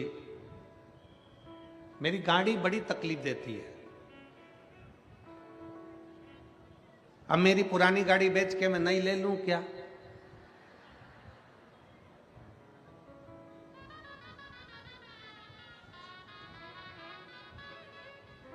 हमने उससे कहा, हम ज्योतिषी नहीं जानते कि हम तू नई ले कि पुरानी ले, हम तो इतना जानते हैं कि बंद गाड़ी को भी चला सकता है श्री शिवाय नमस्तुभ्यम। तेरी बंद गाड़ी के ऊपर भी अगर तूने दिल से लिख दिया श्री शिवाय नमस्तुभ्यम, तेरे ऑटो के ऊपर भी लिख दिया श्री शिवाय नमस्तुभ्यम, तेरी मोटरसाइकिल पर भी लिख दिया श्री शिवाय नमस्तुभ्यम, तो ये हमारा विश्वास कहता है कि वो अटकेगी नहीं, बढ़ ही जाएगी, आगे निकल ही जाएगी। इतना विश्वास शंकर देते हैं शिव महापुराण की विद्येश्वर संहिता में कि ये मैं जो दे रहा हूं ये साधारण नहीं है, मैंने लिखकर पर्ची तेरी जेब में डाल दी।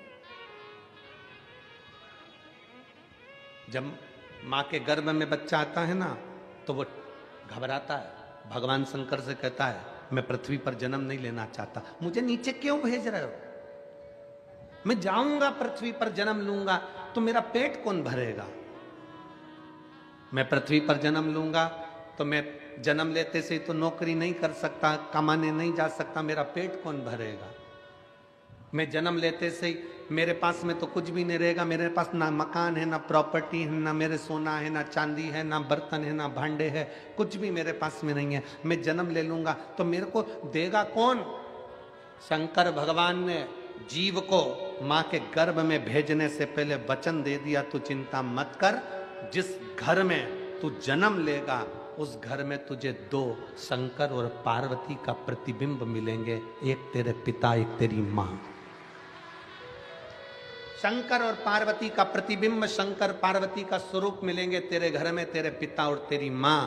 जब तक तू नहीं कमाएगा, जब तक तू छोटा रहेगा, माँ तुझे स्तनपान कराकर बड़ा कर देगी, बड़ा हो जाएगा माँ रोटी खिलाकर बड़ा कर देगी, समय आएगा माँ कपड़े भी पहनाएगी। तेरे पास में दो फरिश्ते शंकर पार्वती तेरे माता पिता ऐसे हैं जो तेरे को पूरा 25 साल तक खिलाकर बड़ा कर देंगे, 30 साल तक खिलाकर बड़ा कर देंगे। यहां तक ऐसे फरिश्ते हैं माता पिता कि वो प्रॉपर्टी भी तुझे देंगे, मकान भी तुझे देंगे, अपनी चेन भी देंगे, अंगूठी भी देंगे और सब कुछ तुझे देंगे। वो शंकर पार्वती जैसे माता पिता तेरे घर में है। बस तू एक काम करना, उन फरिश्तों का कभी दिल मत दुखाना, नहीं तो शंकर का दिल दुख जाएगा। अपने माता पिता का दिल ना दुखाइए। जिस घर में माँ बाप की इज्जत नहीं होती, उस घर में देखना कभी बरकत नहीं होती। जहां माता पिता हैं समझ लेना कि वो फरिश्ते तुझे मिले हैं कि तुझे कुछ नहीं करना है। तू रो रहा है, माँ दूध पिलाएगी, तुझे जाना है माँ कपड़े पहनाएगी। इससे बढ़कर और कौन मिलेगा तेरे को कि तेरे गंदगी भी माता पिता साफ करेंगे, तुझे यहां तक साथ ले लेके डोलेंगे, तुझे खिलाएंगे पिलाएंगे, बड़ा करेंगे, तेरे ऊपर खर्चा पे खर्चा करेंगे और आखिरी में पूरी प्रॉपर्टी भी तुझे देंगे, मकान भी तुझे देंगे, जमीन भी देंगे, जेवर भी देंगे। तुझे कुछ नहीं करना है, तुझे तो केवल एक काम करना है कि मृत्यु लोक में अगर तेरा जन्म हुआ है तो कर्म अच्छा कर लेना। कर्म अच्छा कर लेगा तो जिंदगी में आगे फिर कुछ अच्छा मिल जाएगा।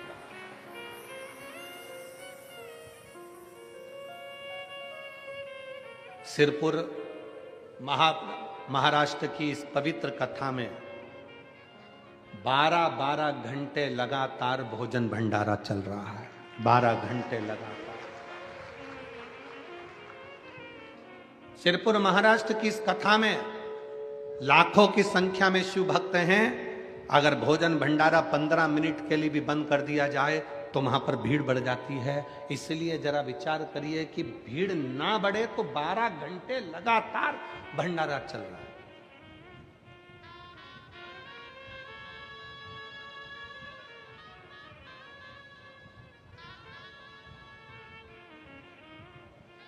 और मैं भंडारा चलाने वालों से विनती करूंगा, आप अपने दिल पर हाथ रखकर बोलना। भंडारे में चलाने वाली मां अन्नपूर्णा, चलाने वाला मेरा कुबेर महादेव, कुबेरेश्वर महादेव भंडारी बैठा हुआ है। जितना आप खिलाओगे मेरा भोले बाबा दूसरे दिन उतना और दुगना लाकर भर जाएगा और भंडारा चलाता है। रीत है कुबेरेश्वर महादेव की। सीहोर में आने वाला शिव भक्त जब भगवान शंकर के कुबेरेश्वर धाम पर पहुंचता है, कुबेरेश्वर धाम पर पहुंचता है तो हम उसको एक ही बात कहते हैं, यहां पर तुम आए हो, इतना विश्वास मानकर चलना कि कुबेरेश्वर बाबा क्या देता है ये उसको ही मालूम। क्या देगा, कैसे देगा, कब देगा, ये उसके ऊपर निर्भर करता है, उसके ऊपर। और खाली न जाता कोई दर से तुम्हारे, खाली न जाता कोई दर से तुम्हारे।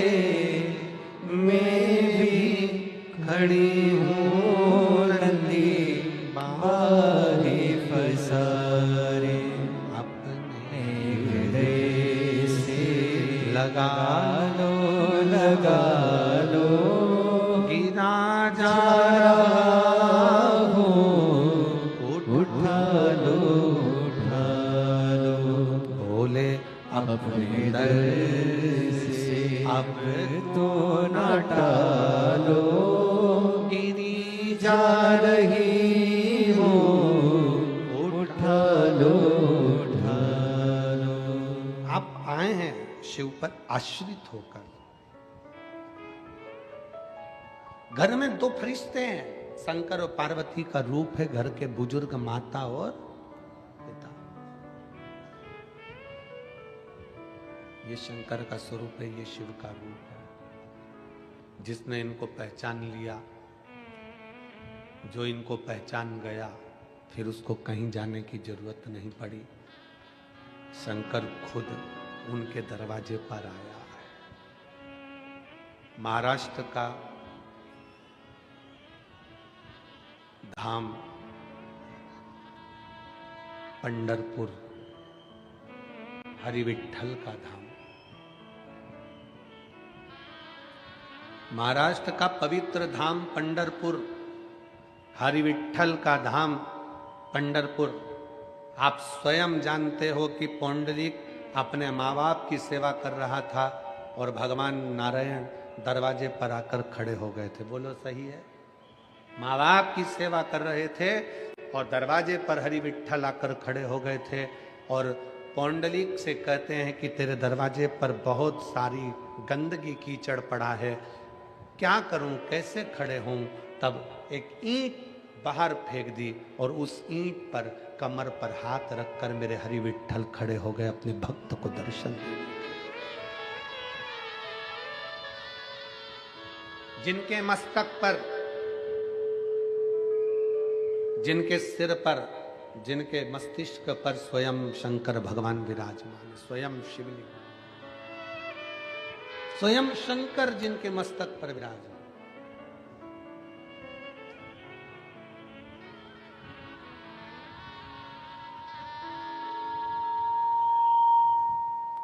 स्वयं शिव जी इनके मस्तक पर विराजमान। अगर माता पिता की सेवा आप कर रहे हैं, माता पिता को श्रेष्ठ मान रहे हैं, माता पिता को श्रेष्ठता दे रहे हैं, तो शिव आपके मस्तक पर है, आपके नजदीक में, आपके करीब में। उसको पहचानने में देरी ना करें। शिव महापुराण की कथा कहती है, रोटी कमाना सरल है पर रोटी परिवार के साथ में बैठकर खाना, जम के बोलो, कठिन है। अगर आपका पूरा परिवार एक जगह पर बैठकर, एक साथ बैठकर भोजन कर रहा है तो समझ लो कि दुनिया के सबसे सुखी व्यक्ति आप हो, सबसे सुखी। पानी में गिरने से कोई मरता है? जम के बोलो जरा, मरता है कि नहीं मरता? तालाब में कोई गिर गया, समुद्र में कोई गिर गया, नदी में कोई बड़ी नदी है, पानी से लबालूम हो रही है, सरोवर है, कुंड है, तालाब है, कुआं है, कोई गिर गया, मरेगा कि नहीं मरेगा? जम के तो बोलो, मरेगा। पर ईमानदारी से बोलो जरा, पानी में गिरने से कोई मरता है? शिव महापुराण की कथा कहती है पानी में गिरने से कोई नहीं मरता।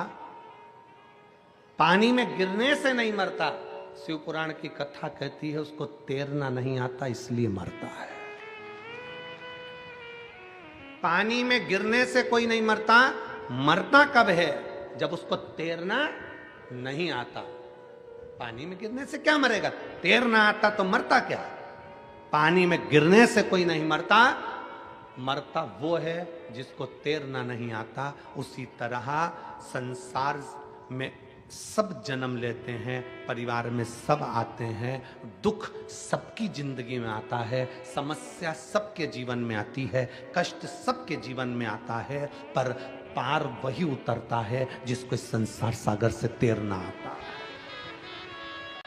दुख से परे, समस्या से दूर।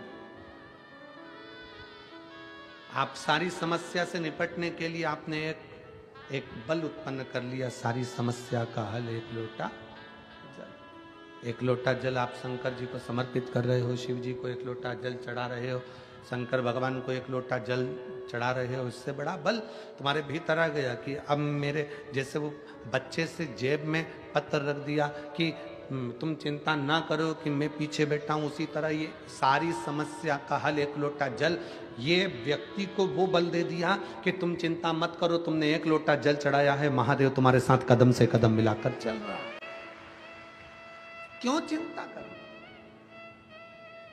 एक पत्र है,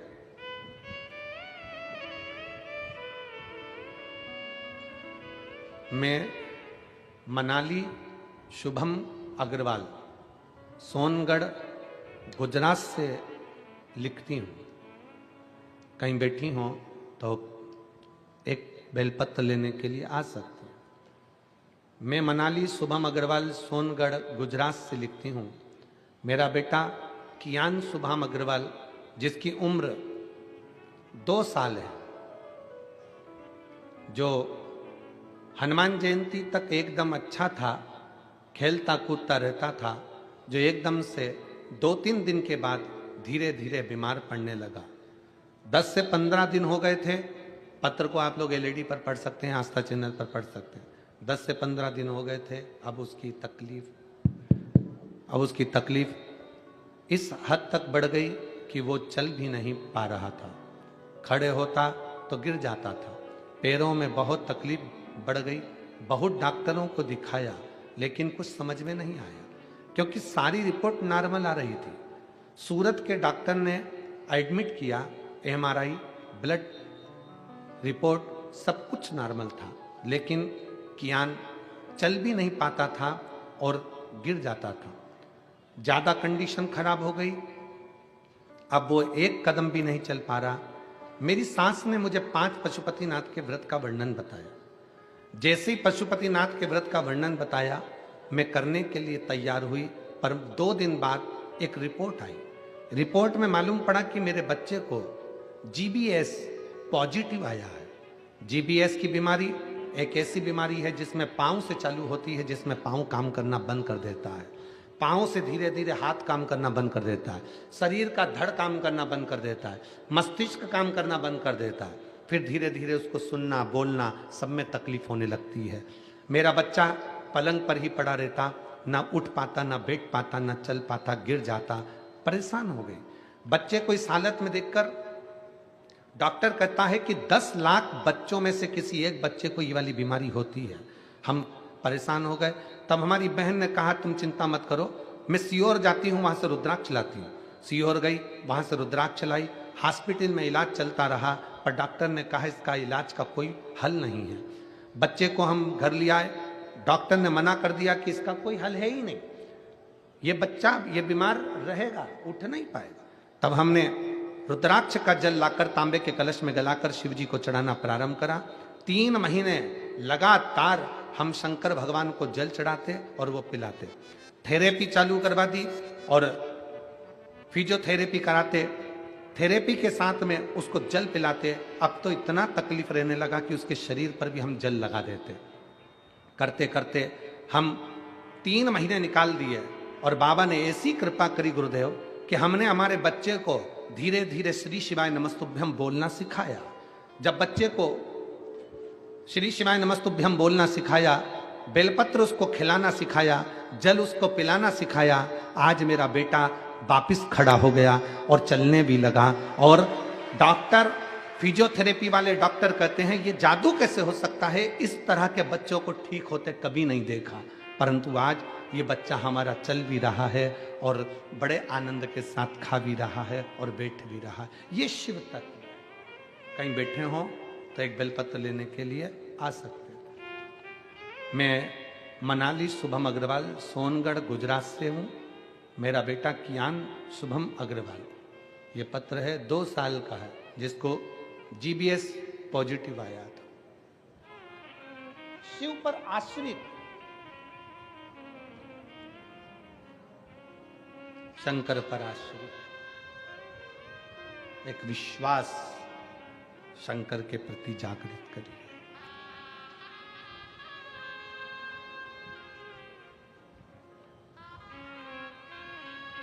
और महाराज जब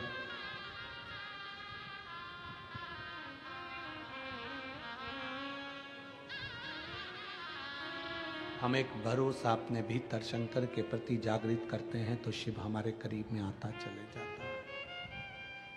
अजय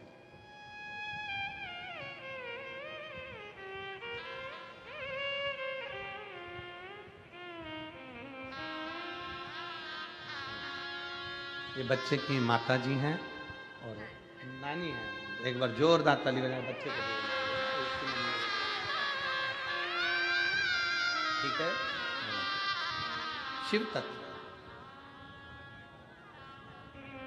शंकर पर करा भरोसा कभी टूटता नहीं, शिव पर किया गया विश्वास कभी टूटता नहीं।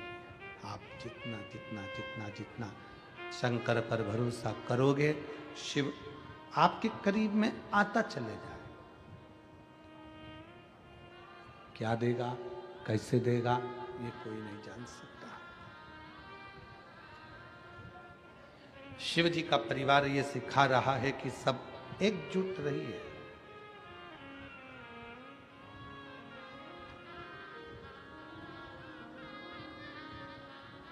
परिवार को छोड़ने की जरूरत नहीं है शंकर को भजने के लिए। घर छोड़ने की जरूरत नहीं है शंकर को भजने के लिए। वस्त्र आभूषण छोड़ने की जरूरत नहीं है शंकर को भजने के लिए। शिव को भजने के लिए तो केवल एक चीज आपको छोड़ना है और वो है आपके भीतर का अहंकार। अहंकार गया शिव मिल गया। शंकर अहंकार के बल छोड़ते ही प्राप्त हो जाता है। अभिमान गया और शिव मिला।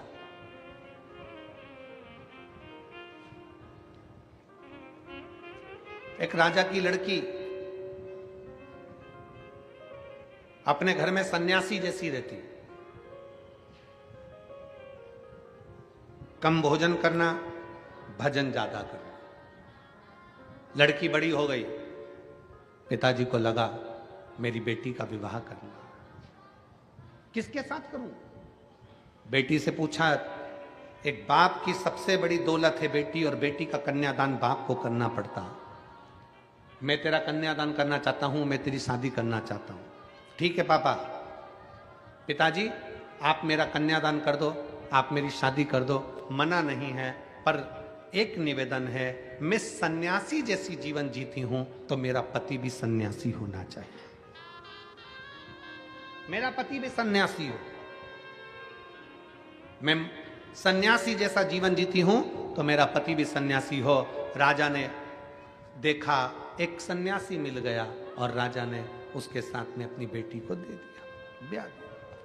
बेटी शादी कर कर गई कि अब ये भी भजन करेंगे, मैं भी भजन करूंगी, ये भी तप करेंगे, मैं भी तप करूंगी, ये भी साधना करेंगे, मैं भी साधना करूंगी, ये भी भजन करेंगे, मैं भी भजन करूंगी, ये भी कीर्तन करेंगे, मैं भी कीर्तन करूंगी, ये भी मंत्र जाप करेंगे, मैं भी मंत्र जाप करूंगी, ये भी हरि का नाम लेंगे, मैं भी हरि का नाम लूंगी, ये भी स्मरण करेंगे, मैं भी स्मरण करूंगी।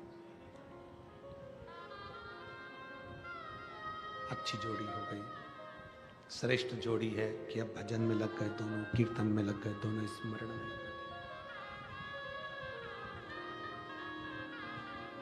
1.5 महीना निकला, केवल 1.5 महीना, 1.5 महीना निकला। बेटी भी सन्यासी का जीवन जी रही थी और पति भी सन्यासी का जीवन जी रहा। 1.5 महीना निकला और 1.5 महीने बाद बेटी ने देखा कि एक कटोरे के अंदर 4 रोटी रखी है, सूखी रोटी। तो बेटी ने अपने पति से पूछ लिया, सन्यासी से पूछा, ये 4 रोटी कैसे रखी हुई है? ये 4 रोटी किसने रखी है? सन्यासी बोले, ये रोटी मैंने रखी है। क्यों? कल अगर कहीं से अन्न नहीं मिला, कल के लिए ये रोटी, रूखी सूखी रोटी मैंने कर दी। पत्नी अपने पति के हाथ जोड़ लिए, हाथ जोड़।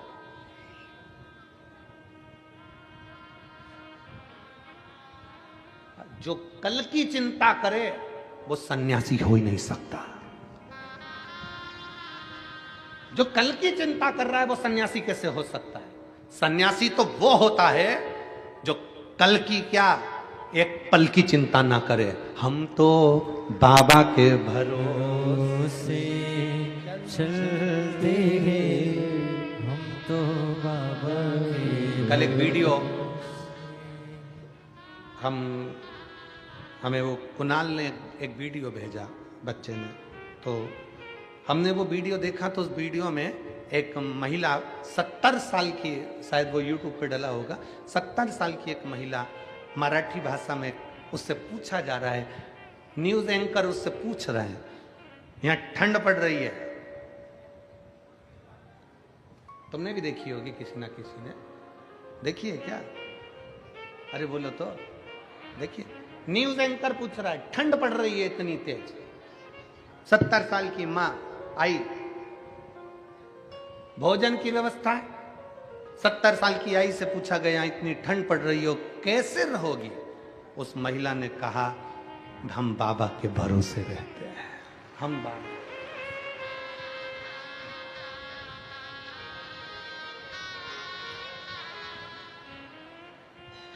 कल की चिंता भी ना करें।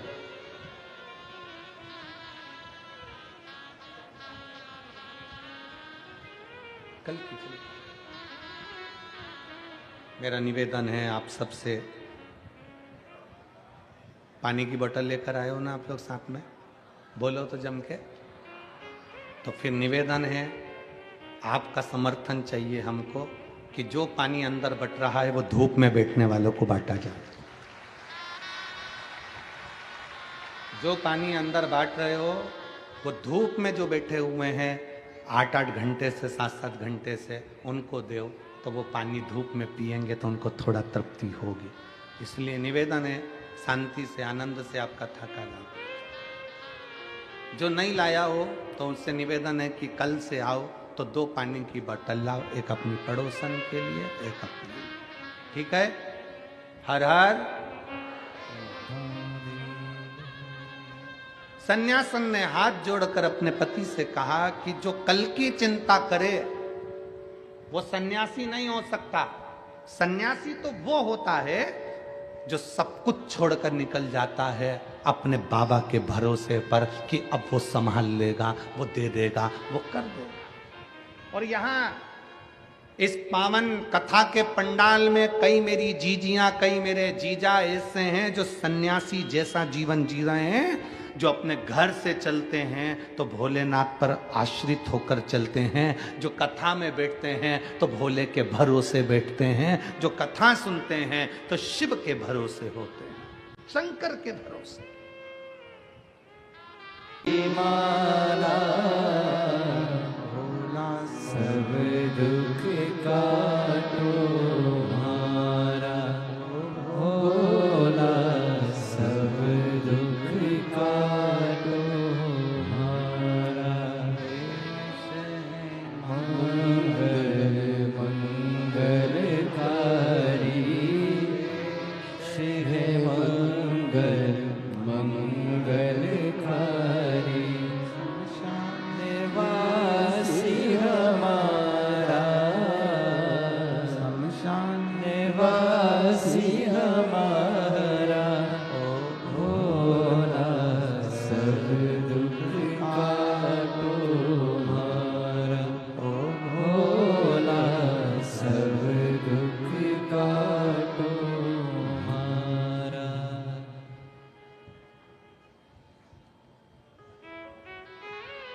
भगवान देवत्व महादेव से अपने मन की बात बड़े भाव के साथ दिल से बाबा को प्रार्थना करिए, भाव से विनय करिए, निवेदन करिए।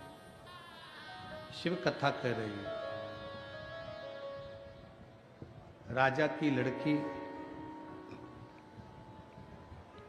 सन्यासी से कहती है जो कल की चिंता करे तो सन्यास किस काम का।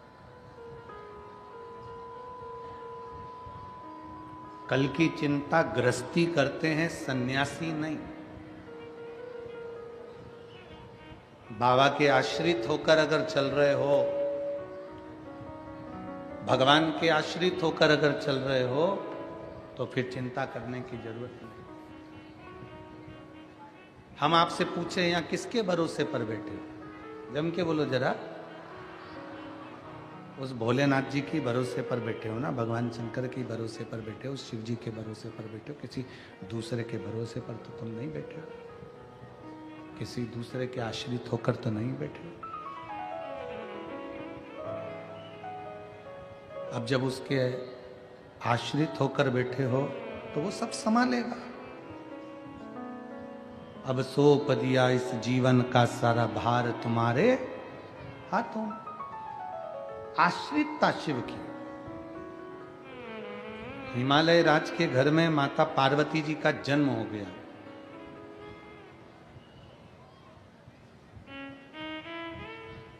पांच वर्ष की माता पार्वती जी नारद जी के मुख से सुन ली थी कि शंकर को भजना है और शिव अगर पति के रूप में मिल गए, शंकर अगर पति के रूप में मिल गए तो जीवन की सार्थकता सिद्ध हो जाए। ये पार्वती जी ने सुन लिया, अपने कानों से श्रवण कर लिया कि शंकर को भजना, शिव का स्मरण करना।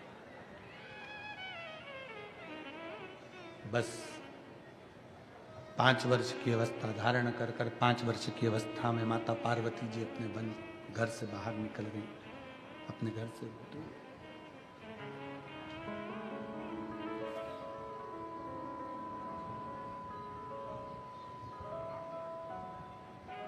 जंगल में पहुंच गई, वन के अंदर पहुंच गई और जंगल में गुफा के अंदर, एक वन के गुफा के अंदर उन्होंने प्रवेश किया। जंगल में पहुंच गई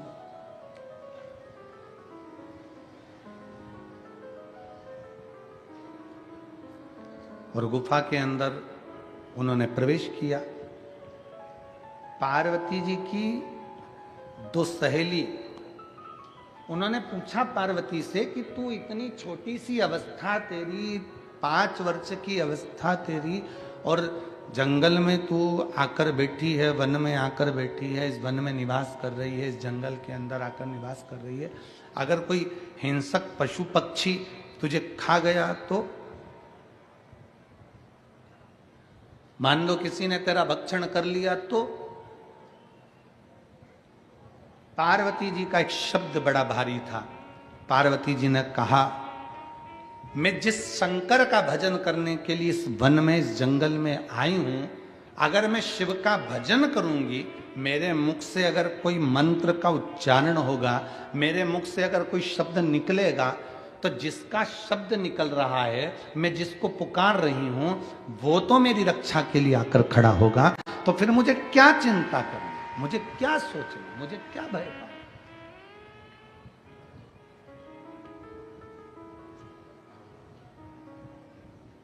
अब मुझे चिंता करने की जरूरत क्या है? अब मैं क्यों टेंशन लूं? मैं किस चीज की चिंता करूं? एक पत्र है, उस पत्र में मैं नीता भूपेंद्र पाकले, उम्र 35 साल, मैं शाहदा जिला नंदुरबार से हूँ। कहीं बैठी हों तो हाथ हिला सकती हैं। मैं नीता भूपेंद्र पाकले, उम्र 35 साल, मैं शाहदा जिला नंदुरबार से हूँ। ये मेरा फोटो है जो उन्होंने लगाया। कहीं बैठी हों तो बेलपत्र लेने के लिए आ सकती हैं। मैं नीता भूपेंद्र पाकले, उम्र 35 साल है, शाहदा जिला नंदुरबार से हूँ। मुझे अगस्त 2021 में एक दिन ब्रेस्ट में गठान लगी, तो मैंने डॉक्टर को दिखाया, तो उन्होंने जांच करके बताया कि मुझे ब्रेस्ट का कैंसर है। ब्रेस्ट का कैंसर है। मैं पूरी तरह से टूट गई। फिर अगस्त 2021 को मेरा ऑपरेशन हुआ और सितंबर 2021 से कीमोथेरेपी चालू हो गई। उस दवाई का परिणाम धीरे धीरे सिर के बाल चले गए, खड़े होने में तकलीफ हुई और बहुत सारी तकलीफें बढ़ती चली। मालूम पड़ा कि फिर वापिस बीमारी घेर ली। अब ठीक कैसे हो, क्या करा जाए? तब एक दिन मेरी सहेली ने मुझे मिलने आई और बोली कि एक काम कर, अगर ये बार बार तकलीफ हो रही है तो एक बार टीवी पर शिव महापुराण की कथा आस्था चैनल पर सुनना प्रारंभ कर। मैंने कथा सुनना प्रारंभ करा, सीहोर गए, रुद्राक्ष लाए, तांबे के कलश में रुद्राक्ष का जल गलाते और उस जल का पानी पीना प्रारंभ करा। आज मैं बाबा को धन्यवाद देने के लिए आई हूं कि मेरी सारी की सारी रिपोर्टें कैंसर से मुक्त हो गई हैं। मैं शिव जी को यहाँ प्रणाम करने के लिए, आज मेरी पूरी की पूरी रिपोर्टें, मेरा कैंसर की रिपोर्टें कैंसर से मुक्त हो गई। मैं शंकर को प्रणाम करने के लिए